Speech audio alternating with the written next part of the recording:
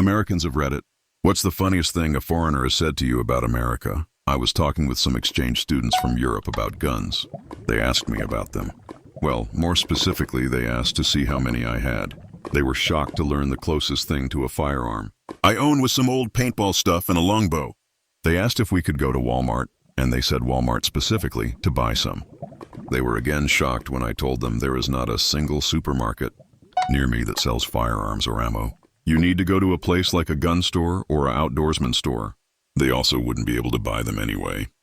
They'd probably not be able to pass a background check, and they wouldn't be here long enough to get past the waiting period anyway. A waiting period? They didn't seem to process that. Individual states set their own gun laws, and I lived in one of the strictest states in the country at the time.